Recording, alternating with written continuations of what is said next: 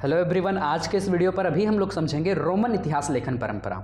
ठीक इसके पहले जो है आपने यूनानी इतिहास लेखन परंपरा समझा था, वो पार्ट ए था रोमन ग्रीसो हिस्टोरियन का। ठीक है, और आज हम लोग देखेंगे दोस्तों रोमन इतिहास लेखन परंपरा, जो इसका ही पार्ट बी है। यदि आपने पार्ट ए नहीं देखा है तो मैं आपसे गुजारिश करूंगा कि पार्ट ए को पहले जाकर देखें, फिर पार्ट बी देखें, ताकि चीज़ें आपको अच्छे ढंग से क्लियर होने में दिक्कत ना हो। तो चलिए, रोमन इतिहास लेखन परंपरा, इसके सारे जो भी इंट्रोडक्शन थे, इंट्रोडक्शन पार्ट मैंने पार्ट ए में ही समझा दिया है, तो इसके परिचय में चलते हैं। ठीक है, आप इसको लिखेंगे कैसे। रोमन का जो इतिहास था दोस्तों, वो यूनान के इतिहास से बहुत ज़्यादा प्रभावित हुआ। गौर कीजिएगा, रोम का इतिहास ग्रीक का इतिहास से बहुत ज़्यादा प्रभावित रहा था, क्योंकि शुरुआत की जो रोमन में लिखी गई जो कृतियां हैं, कहाँ का पढ़ रहे हैं हम लोग, रोमन का। तो रोमन की जो ऐतिहासिक कृतियां हैं वो ग्रीक भाषा में ही लिखी गई थी। ठीक है, ये भी एक इंपॉर्टेंट फैक्टर है। और ऐसा इसलिए हुआ क्योंकि रोमन ने जो है दोस्तों यूनान को क्या किया था, युद्ध में हराया था। तो यूनान जैसे हार गया, लेकिन यूनान की जो लेखकों की जो शैली थी, इनकी लेखकों की जो बुद्धि थी, इतिहासकारों की जो बुद्धि थी, उसका लोहा जो है रोमन ने माना, और रोमन ने ही इस शैली को क्या किया, यूनान ने ही रोमन के क्या किया, प्रभावित किया। यूनानी शैली ने रोमन की शैली को प्रभावित किया, और इस तरीक़ा से रोम के लोगों ने भी इतिहास लिखना शुरू कर दिया। चलिए, इसके मुख्य विशेषता या मुख्य बिंदु पर चलते हैं। तो सबसे पहला जो मुख्य बिंदु होगा वह होगा दोस्तों, प्रथम के रोमन लेख यूनानी भाषा में। देखिए, आप रोमन इतिहासकार के बारे में पढ़ रहे हैं, इतिहास लेखन कला के बारे में पढ़ रहे हैं, तो रोमन के जो इतिहास जो सबसे पहले लिखे जाते थे वो यूनानी भाषा में, या ग्रीक भाषा बोल सकते हैं दोस्तों, क्या बोलेंगे, ग्रीक भाषा में होते थे। ठीक है, चलिए, हेरोडोटस का जो है दोस्तों, एक सेकेंड, हाँ, यहां पे प्रारंभिक रोमन इतिहास लेखन की जो सबसे बड़ी विशेषता थी दोस्तों, वह यह थी कि यह लेख जो है ग्रीक भाषा में ही लिखे गए थे, और इतिहास लिखने का यह विचार रोमन में यूनानियों से आया था। जैसा कि आपको मैंने पहले ही बताया था कि एक क्षेत्र जब दूसरे क्षेत्र पर लूट करता है या उसको अपने अधीन मिला लेता है, तो वहाँ की कुछ संस्कृतियों को, वहाँ के कुछ विचारों को क्या करता है, अपने आप में अडॉप्ट करता है। जैसे अभी मैं आपको बताऊं कि अभी आप जिस एरिया पर रह रहे हैं, मुख्यतः आप झारखंड के ही वासी होंगे, इसके अलावा अगल बगल जो इसके सटे हुए राज्य हैं, पड़ोसी राज्य उधर कहीं होंगे, हमारे भारत देश के होंगे। लेकिन हमारे भारत देश की अलग अलग बिंदुओं पर यदि आप गौर करें, जैसे आप दोस्तों की साउथ की तरफ चले जाएंगे, तो साउथ की तरफ की जो रहन सहन है, वहाँ की जो बोली है, वहाँ का जो व्यवहार है, वहाँ की जो संस्कृति है, खान पान, ये कहीं ना कहीं आपको जो है प्रभावित करेगी, और उसको जो है आप किसी चीज़ों को एक्सेप्ट करेंगे और किसी चीज़ों को नेग्लेक्ट करेंगे। बस वही चीज़ें थी कि जैसे ही रोम ने यूनान पर जो है, यूनान से युद्ध किया, यूनान पर जीत हासिल की और उसको पराजय किया, और उसके बाद जो वहाँ के इतिहासकारों को देखकर जो है इतिहास लिखने की शैली को विकसित किया, और वहीं की भाषा में जो है दोस्तों, सबसे पहले ग्रीक भाषा में ही जो है दोस्तों इन्होंने क्या लिखना चालू किया, इतिहास लिखना चालू किया। इसके मैप किधर है, कहाँ पे हम इन देशों को ढूंढते हैं, सब कुछ आपको पार्ट ए में मिलेगा। ठीक है, पार्ट ए अगर अभी तक नहीं देखा है तो ऊपर देखिए, आपको एक लिंक जो है दिख रहा होगा, उस लिंक पर टैप करें, डायरेक्ट जो है जाकर आप उसको देख सकते हैं कि आपको किस तरीके से चीजें समझ में आएगी। इसके बाद दोस्तों चलिए, इसका दूसरा मुख्य बिंदु समझेंगे। दूसरा मुख्य बिंदु यह है दोस्तों कि युद्ध अभियानों व घटनाओं जैसे लेखन में रुचि। इसमें देखिए, मुख्य बात यह है कि रोमन के जो इतिहासकार थे वे अधिक से अधिक किस पर लिखा करते थे, घटनाओं पर, युद्ध के अभियानों पर जो है इतिहास लिखा करते थे। तो ये सबसे बड़ी इंपॉर्टेंट फैक्टर था किसका, रोमन इतिहास लेखन परंपरा का। तो यहाँ पे क्या लिखेंगे इसके बारे में, रोमन के जो इतिहासकार थे उनकी सबसे ज्यादा यदि रुचि, सबसे ज्यादा अगर अभिरुचि थी तो वो युद्ध के अभियानों को लिखने में थी। बहुत इंपॉर्टेंट फैक्टर है। अभी ठीक इस वीडियो के खत्म होने के बाद हम आपको इसमें समझाएंगे कि रोमन और यूनान, ठीक है, गौर कीजिएगा, रोमन और यूनान के जो इतिहासकार थे वे दोनों के दोनों में तुलना, दोनों में क्या दिखाएंगे, आपको डिफरेंशिएट बताएंगे, क्योंकि कई बार ये भी आपके वीडियोस, मतलब कई बार आपके ये क्वेश्चन में आ जाते हैं। ठीक है, देखिए, उन्होंने जो अधिकतर लेख लिखे, किन्होंने, रोमन ने, ठीक है, तो वे जो अधिकतर लेख थे उसमें कहीं ना कहीं अधिक से अधिक जो है युद्ध जैसे क्रियाकलापों को ही लिखा गया था। बार बार मैं आपको बता रहा हूं, यूनान पर विजय प्राप्त करने के बाद दोनों देश के मध्य जो है संबंध स्थापित हुआ। रोम जो कि इस पर जो है विजय हासिल किया था, किसके ऊपर, यूनान के ऊपर।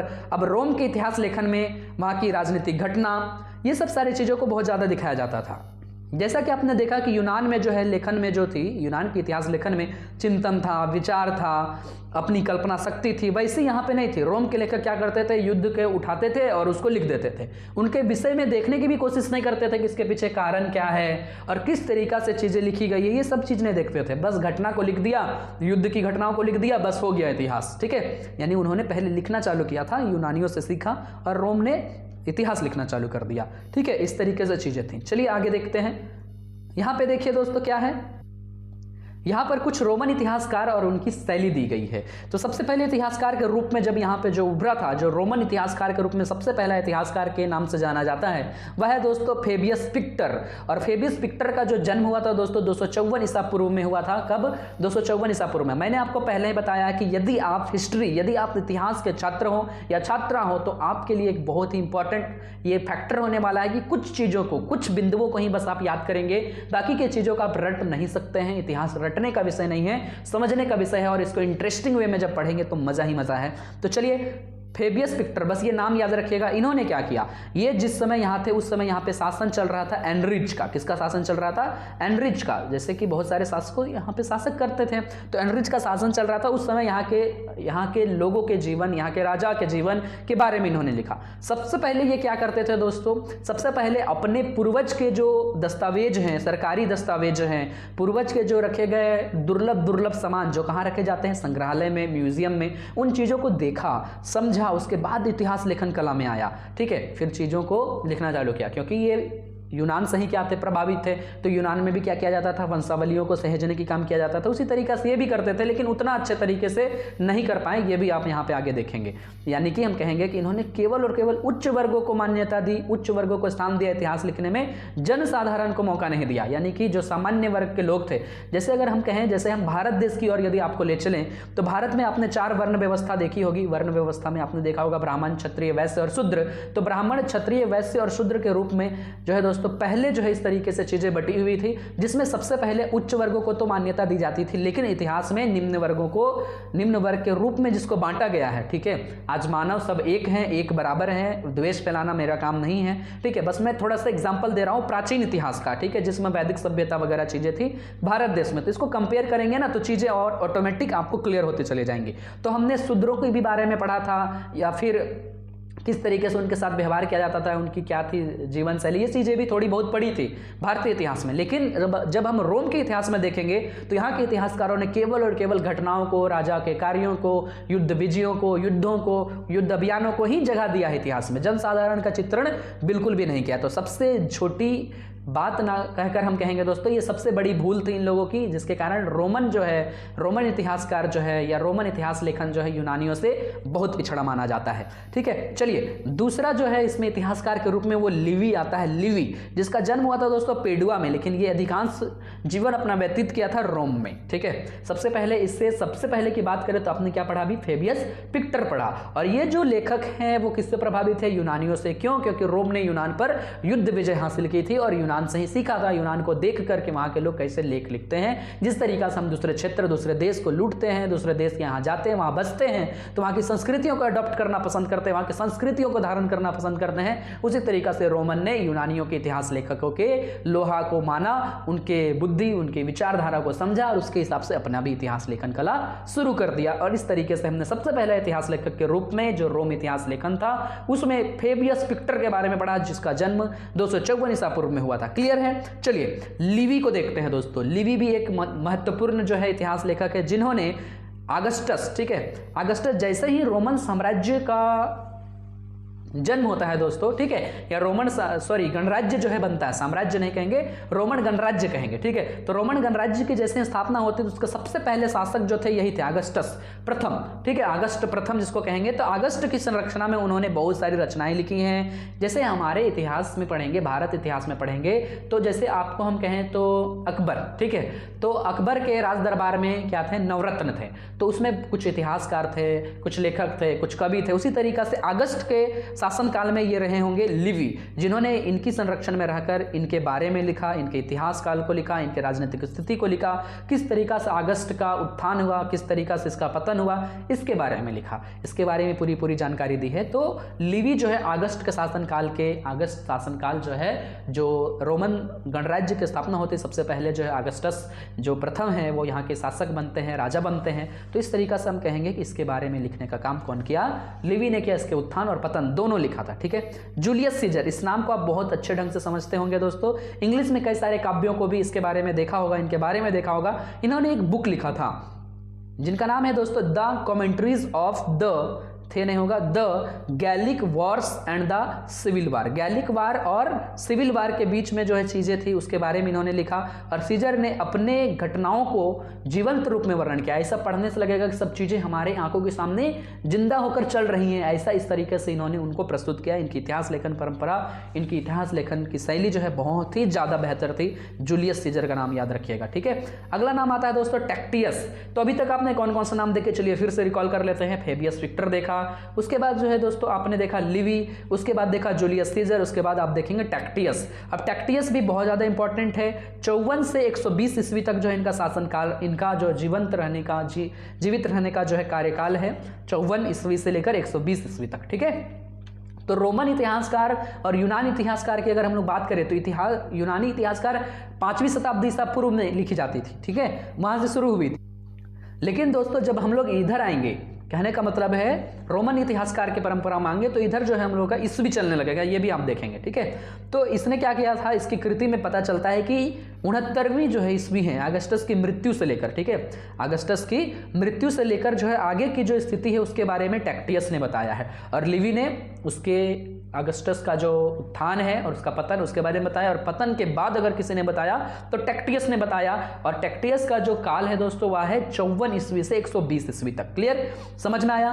तो इस तरीके से जो है दोस्तों आपने देखा। और मैंने आपको एक प्रॉमिस किया था कि प्रॉमिस के अनुसार क्या था उसमें मैं आपको बता दूं कि और भी इतिहासकार के बारे में यदि आप लिखना चाहें, जैसे मैं आपको बताऊं इसमें बहुत सारे, जैसे सालुस्ट है, जूलियस सीजर जो आपने देख लिया, वेरो भी हैं, कोलियस एंटीपीटर भी हैं। ठीक है, इस प्रकार से मैक्जिमस है, मार्सिलिनस है, इस प्रकार से बहुत सारे इतिहासकार होते हैं ना। तो सबके बारे में लिखना, सबके बारे में बताना तो इस वीडियो में उतना भी ये संभव नहीं है। लेकिन इसके डिस्क्रिप्शन बॉक्स में आपको सभी लेखकों के लेखन परंपरा, लेखन शैली मिल जाएगी दोनों का। जहां से, जिस बुक से मैं आपको समझा रहा हूं, जहां से मैं आपको बता रहा हूं, उसका पूरा PDF मैं आपको डिस्क्रिप्शन बॉक्स में दे दूंगा। ठीक है, तो सबसे पहले दोस्तों जब हम लोग यहाँ के निष्कर्ष को देखेंगे उससे पहले मैं आपको बता दूं, चलिए इन दोनों में डिफरेंशिएट को देखते हैं। डिफरेंशिएट देखने से पहले मैं एक करंट पेज ले लेता हूँ। चलिए पेज पर आ गए हम लोग। पेज पर देखेंगे दोस्तों कि रोमन और इतिहासकार जो थे उनमें क्या क्या अंतर था। ठीक है, तो आपने दोनों को यदि देखा, दोनों वीडियो को देखा तो इनके अंतर को भी आप लिख सकते हैं। जब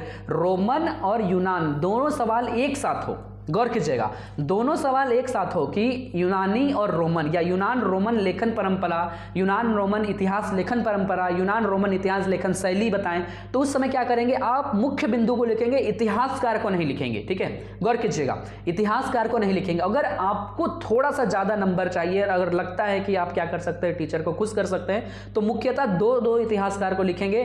और सबसे इंपॉर्टेंट चीज, जब दोनों एक साथ हो तो इनके दोनों के बीच में अंतर को जरूर बताना। मेरे तरफ से ले लो ये कहीं ना कहीं जो है दोस्तों ये पॉइंट, जब मैं आपको बता दूं कि जब इस अंतर को आप बताते हैं तो कहीं ना कहीं कॉपी चेकर का ध्यान अपनी ओर आकृष्ट करते हैं। और मेरा पहले से भी यही टॉपिक, यही मुद्दा रहा है दोस्तों कि आपका जो कॉपी लिखने की कला होगी वो किस तरीका से टीचर को आकर्षित लगे, टीचर क्यों उसी कॉपी को जांचे, क्यों उसी कॉपी पे ज्यादा समय दे, क्योंकि टीचर ज्यादा समय कॉपी चेक करने में नहीं देते। लेकिन आपकी कॉपी में कुछ ऐसा विशेष होना चाहिए कि टीचर को रुक कर आपकी कॉपी देखनी ही पड़ेगी। तो सबसे पहले एक पॉइंट है यहाँ पे दोस्तों, रोमन और यूनानी इतिहासकारों में अंतर। देखिए दोनों के दृष्टिकोण में अंतर थे। हालांकि यूनान जो है सबसे पहले लिखने की शैली विकसित किया, जहाँ हेरोडोटस है। ठीक उसके बाद जो है दोस्तों रोमन में हम लोग आए तो दोनों को देखेंगे। यूनानियों ने क्या किया? अपनी कल्पना शक्ति का इस्तेमाल किया, अपनी विचारधारा का इस्तेमाल किया और अपनी सभी विभिन्न पहलुओं पर जो है इन्होंने, यूनानी इतिहासकारों ने लेखन शैली लिखी। लेकिन रोमन को जब हम लोग देखेंगे तो रोमन जो उतना महत्वपूर्ण नहीं था। क्यों? क्योंकि यहाँ अधिक से अधिक जो है दोस्तों केवल और केवल युद्ध घटनाओं के बारे में लिखी जाती थी। तो सबसे पहला जो है ये हम जो है इनके अंतर के रूप में देखेंगे। और दूसरा अंतर अगर हम देखें तो यूनानियों ने जीवन के सभी महत्वपूर्ण पहलुओं को दिखाया, चाहे वो उच्च वर्ग हो, चाहे वो राजा का जीवन हो, चाहे नगर हो, चाहे मंदिर हो, चाहे वहाँ की संस्कृति हो, चाहे जनसाधारण हो, चाहे निम्न वर्ग के लोग हो, चाहे यहाँ रहने वाले छोटे से छोटे लोगों का जीवन शैली ही क्यों ना हो, सभी को जो है यूनानियों ने बताने की कोशिश किया। लेकिन जब हम लोग रोमन साम्राज्य की ओर जाएंगे, सॉरी दोस्तों बार बार साम्राज्य बोला जा रहा है, रोमन गणराज्य था, ठीक है। तो जब रोमन की तरफ जाएंगे, रोमन रिपब्लिकन की तरफ जाएंगे, तो देखेंगे दोस्तों कि वहां जो चीजें लिखी गई थी वो सिर्फ और सिर्फ राजाओं की कृतियों के बारे में लिखी गई थी। राजाओं ने कैसे युद्ध लड़े, राजाओं की क्या शैली थी, उनका क्या क्रियाकलाप था, उनके क्या अभियान थे, इस तरीके से लिखी गई है, ठीक है। और यदि आप थोड़ा और नीचे, हम इसको स्क्रिप्ट यहाँ तो लिखी नहीं है लेकिन चीजों को आप ध्यान से सुनिए, आप लिख सकते हैं, मुख्यतः एक दो पॉइंट हम बता दे रहे हैं। दूसरी चीज, इन्होंने जो खोज किया, यूनानियों ने जो चीज़ों को लिखा, उसमें जो है वो आलोचना को भी ढूंढते थे। कई बार जो है दोस्तों किसी चीज़ को आप सिर्फ पॉजिटिव पॉजिटिव पॉजिटिव ले जा रहे हैं तो कहीं ना कहीं उसके बीच में आप नेगेटिव को भी घुसाते जा रहे हैं। एक चीज़ को ध्यान दीजिए, जैसे कई लोग होते हैं कि मुझे डर नहीं लगता, ठीक है भाई, मान लेते हैं, ठीक है, एक एग्जाम्पल दे रहे, मुझे डर नहीं लगता, लेकिन आप हाइट से डर रहे हैं, फिर भी आप पॉजिटिव ले रहे हैं कि नहीं डर लगता, नहीं डर लगता, नहीं डर लगता, और बहुत हाइट तक जो है आपको लेकर छोड़ दिया जाए, हो सकता है आपको चक्कर आ जाए, बहुत सारे ऐसे घटना हो सकती है, दुर्घटना हो सकती है। तो कई बार पॉजिटिव रहना भी क्या होता है, अपने आप में एक प्रकार से जो है दोष होता है। तो अपने सच्चाई को जानो, और इसी के लिए जो है आलोचना किया जाता है इतिहास में, ठीक है। तो जब आलोचना करते हैं तो वो इस बात, आलोचना की बात जो है दोस्तों सबसे पहले आती है यूनानी इतिहास लेखन परंपरा में। लेकिन उसी प्रकार से यदि हम देखें कि यूरोप में जो है हम लोगों ने देख लिया, लेकिन अगर हम लोग देखेंगे रोम में, ठीक है, तो रोम में देखेंगे तो इस तरीका से आलोचना करने का कोई विचार ही नहीं था। जो चीज़ इन लोगों को मिल जाता था उठा के सिर्फ पटक देता था, बस इस तरीके से इतिहास ये लोग लिखा करते थे। और इस प्रकार से और भी बहुत सारे मुख्य बिंदु पर आप लिख सकते हैं कि यूनानियों ने जो सामाजिक व्यवस्थाओं पर भी जो है अपना वर्णन किया था, लेकिन रोमन ने अपने सामाजिक व्यवस्थाओं का जो है ध्यान नहीं दिया, सामाजिक समस्याओं की ओर ध्यान नहीं दिया। और जो है और भी सारी चीज़ें हैं, इन्होंने इस तरीका से इतिहास को प्रस्तुत किया कि वो लोगों को कहीं ना कहीं जो है बहुत ज़्यादा अट्रैक्ट कर पाती थी, अपनी ओर आकर्षित कर पाती थी। लेकिन रोमन इतिहासकारों ने उतने अच्छे ढंग से इस चीज़ों को नहीं किया है, ठीक है। तो इस प्रकार से इनके बीच में अंतर था जिसे आप लिख सकते हैं। अब यहाँ पे एक सवाल बन जाता है दोस्तों कि आपके मन में एक सवाल आ रहा होगा, चलिए एक नेक्स्ट पेज लेते हैं। आपके मन में एक सवाल आ रहा होगा दोस्तों कि किस प्रकार से रोमन के जो लोग हैं वो यूनानी से पीछे थे क्या, यानी रोमन इतिहासकार यदि यूनानियों की अपेक्षा पीछे थे तो इसके क्या क्या कारण थे। तो सेम पॉइंट को जो है आप लिखेंगे, जो चीज़ों अभी आपने ऊपर देखा उसी पॉइंट को इस तरीका से लिखेंगे, पहला पॉइंट बनाएंगे, उसके बाद उसका डिस्क्राइब करेंगे, इस तरीका से इन चीज़ों को लिखेंगे। और अभी तक यदि इस चीज़ को आप समझ नहीं पाए हैं, कहाँ से किस जगह पर मेरे से त्रुटि हुआ है, तो आपका वेलकम है, आप हमें कमेंट बॉक्स पर बताएं। अगले वीडियोज़ में सभी सुधार कर दिए जाएंगे। थोड़े स्पीड बताने का मेरा यही ध्येय है दोस्तों कि समय रहते आपके सभी के सभी टॉपिक्स को क्लियर करवा दिया जाए। तो इस प्रकार से ये वीडियो यहीं पे समाप्त होता है। समाप्त होने से पहले आप इसके निष्कर्ष की ओर भी ध्यान दे दीजिएगा। जो चीज़ें मैंने अभी आपको समझाया वही इसके निष्कर्ष में है। जैसे रोमन के शासकों में निरंतर युद्ध चलता रहता था। अभी आपको मैंने पहले ही बताया कि किस प्रकार से, यदि आप थोड़ा सा इसको हम मैप के सहायता से और इमेज के सहायता से देखना चाहेंगे तो उसे भी मैं आपको दिखा दूं कि इमेज के सहायता से यदि आप देखेंगे दोस्तों तो ये देखिए किस प्रकार से हमारा इटली जो यहाँ पे दिख रहा है ना, इटली, ठीक है, यहाँ पे हमारा रोम है। अब ये पूरा रेडिस पार्ट में दिख रहा है, कहने का मतलब इसने पूरे इधर के पूरे क्षेत्रों को क्या कर लिया था, अपने कब्जे में ले लिया था। और हमारा ग्रीक कहाँ दिख रहा है, इस जगह पे दिख रहा है। और ग्रीक के सबसे महान सैनिक जो देश थे वो थे दोस्तों स्पार्टा, जो इस जगह पे दिख रहा है। तो इस प्रकार से हम कहेंगे ये पूरे के पूरे रेडिस पार्ट में मैंने आपको दिखाने की कोशिश इसलिए किया है कि रोम ने क्या किया था यहाँ के यूनान पर, ठीक है। आपको चीज़ें समझ में नहीं आ रही होगी तो मैं आपको बता दूं कि रोम जो यहाँ पे था, यहाँ के यूनान पर जो है उसने क्या किया, आक्रमण किया और बहुत सारे इसके क्षेत्रों को लूटा, विजय हासिल की, और इसी से उन्होंने सीखा। तो इस प्रकार से हम कहेंगे कि रोमन कहीं ना कहीं दोस्तों क्या था,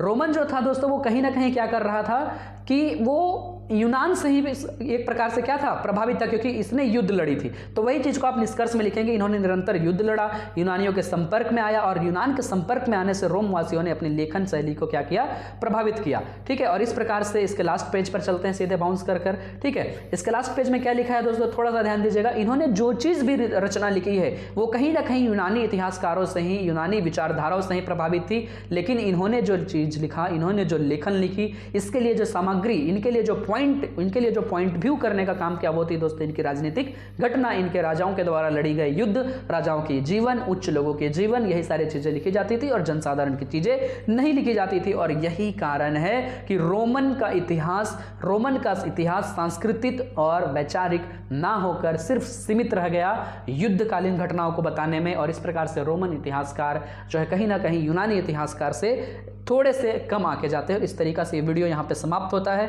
तो दोस्तों कैसा लगा ये वीडियो कमेंट बॉक्स में बताना ना भूले। साथ ही साथ यदि ऐसे ही वीडियोस आप निरंतर पाना चाहते हैं, अपने एग्जाम की तैयारी बेसिक से लेकर स्टैंडर्ड लेवल तक करना चाहते हैं, अच्छे से अच्छे अंक प्राप्त करना चाहते हैं और नए हमारे चैनल पर, तो हमारे चैनल को सब्सक्राइब कर सकते हैं।